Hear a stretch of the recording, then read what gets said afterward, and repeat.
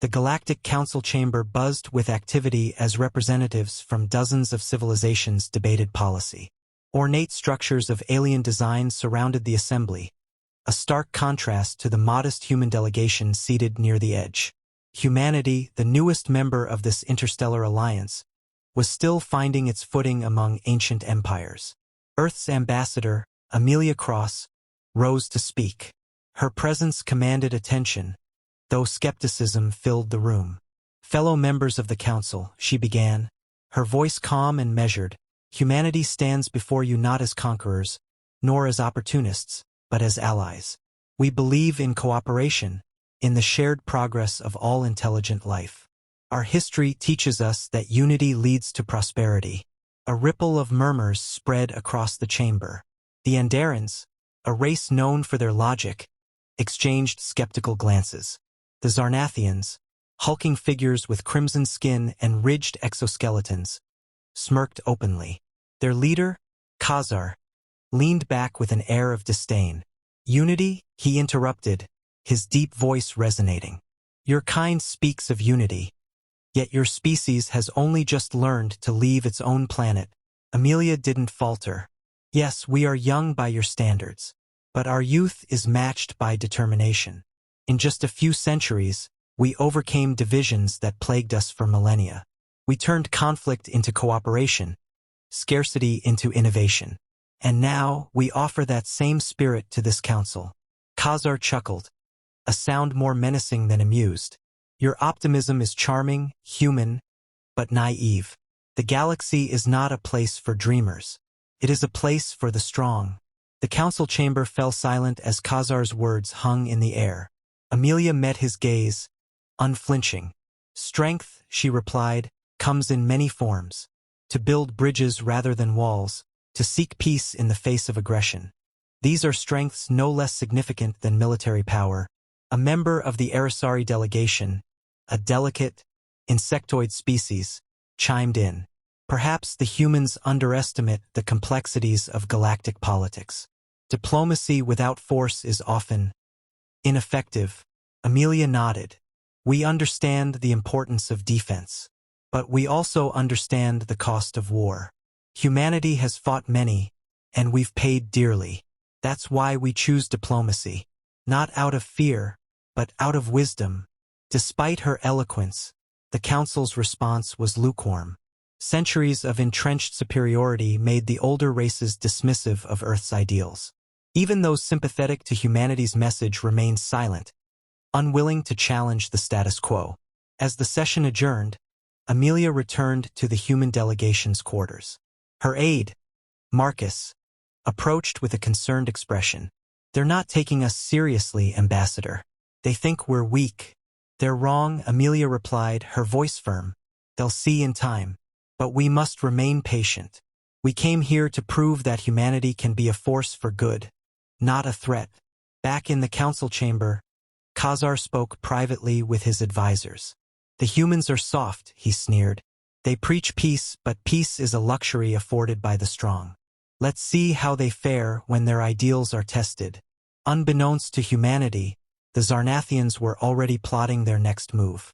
The Xarnathians acted swiftly, targeting one of humanity's most promising colonies on the edge of the galaxy.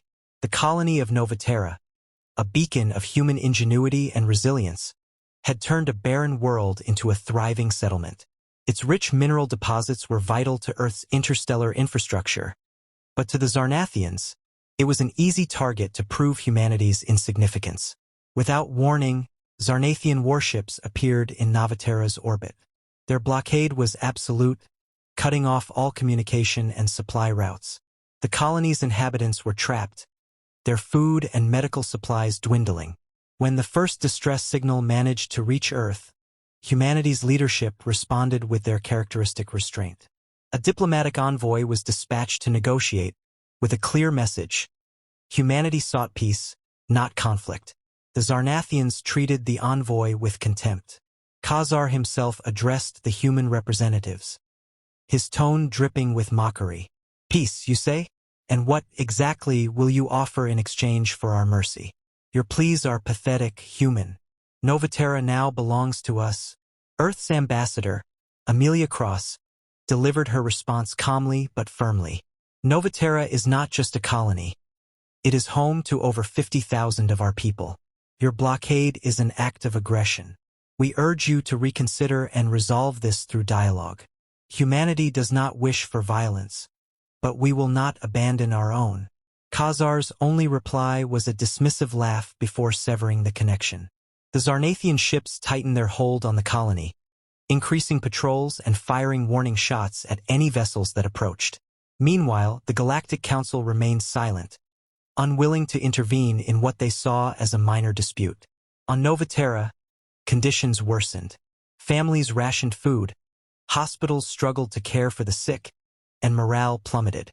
Despite the dire circumstances, the colonists remained hopeful that Earth would find a way to save them. They trusted in their leaders and their ideals, but even hope has its limits. Back on Earth, debates raged among humanity's leadership. Some urged immediate military action, while others cautioned against escalating the conflict. Amelia Cross worked tirelessly, sending message after message to the Galactic Council, pleading for their support. Her words fell on deaf ears. Most council members viewed the situation as a test of humanity's resolve, a test they expected Earth to fail. The breaking point came when the Xarnathians launched a brutal raid on the colony. They targeted key infrastructure, destroying vital facilities and leaving hundreds dead. Images of the devastation reached Earth, igniting outrage among its people. For the first time in decades, humanity's unified front showed cracks as anger and grief swept through the populace. In an emergency address, Earth's Prime Minister spoke to the world. We have exhausted every avenue for peace. The Xarnathians have left us no choice. Humanity will not stand idly by while our people suffer. To the Galactic Council, I say this, your silence has been deafening, but it will not deter us. Novaterra will not fall. The Xarnathians, convinced they had crushed humanity's spirit, celebrated their perceived victory. They had underestimated the depths of human resilience, the strength forged through centuries of struggle. What they failed to realize was that humanity's patience had limits, and those limits had just been reached. The Xarnathians mistook humanity's silence for surrender. While they gloated over their supposed triumph, Earth prepared its response. For years, humanity's military capabilities had been understated, designed primarily for defense. But beneath the surface of their diplomacy lay a foundation of strategic brilliance and technological innovation. Now, for the first time, humanity was forced to reveal what it could do when provoked. The decision was unanimous. The leaders of Earth authorized Operation Iron Resolve, a calculated and precise retaliation against the Xarnathians. There was no room for recklessness. Every move had to be deliberate, every strike measured. Humanity's leaders knew this wasn't just a fight for Novaterra. It was a statement to the entire galaxy. The Xarnathians' confidence blinded them to the signs of what was coming. Humanity's fleet moved with precision, avoiding detection until it was too late. Advanced stealth technology allowed their ships to close in undetected, positioning themselves near critical Xarnathian installations. These weren't haphazard attacks. They were surgical, designed to cripple the Xarnathians' ability to continue their aggression without causing unnecessary destruction. The first strikes came swiftly, targeting the blockade around Novaterra. Xarnathian ships were disabled with pinpoint accuracy, their engines rendered useless and their weapon systems neutralized. The humans employed electromagnetic pulses and precision railgun strikes, disabling their enemies without a single civilian casualty. Within hours, the colony skies were clear, and supply ships began to deliver desperately needed aid. The Xarnathians, stunned by the speed and effectiveness of the assault, scrambled to respond. But humanity's forces were already moving to the next phase of their operation. Key military outposts deep within Xarnathian space were targeted, their communications disrupted and fleets immobilized. Entire battalions were left stranded, their supply lines severed. Humanity's strategy wasn't just about defeating the Xarnathians, it was about dismantling their ability to wage war altogether. As reports of these strikes spread, the Galactic Council watched in disbelief. The humans, previously dismissed as insignificant, had executed a campaign with a level of precision and efficiency that rivaled even the most advanced civilizations. Council chambers were filled with heated debates. Some members called for immediate intervention to mediate the conflict, while others began to question their own assumptions about humanity's place in the galaxy. Khazar, enraged and humiliated, called for an all-out retaliation against Earth. But his advisors hesitated. Their forces were in disarray, their resources stretched thin, and their morale shattered. They had underestimated humanity, and now they were paying the price. Earth's leaders made it clear that their actions were not born of malice but necessity. In a message broadcast to the Galactic Council and the Xarnathians, Amelia Cross addressed the galaxy directly. "We did not seek this conflict, but we will not allow our people to be victimized. Our response has been measured, focused solely on defending what is ours. We call on the Xarnathians to end this now before more lives are lost." Her words carried a weight that resonated across the galaxy. Humanity's actions had demonstrated not only their strength but also their restraint. They had proven that they were not the naive dreamers the Council had once believed them to be. They were builders and protectors, capable of incredible resolve when pushed too far. The Xarnathians, for all their bluster, began to waver.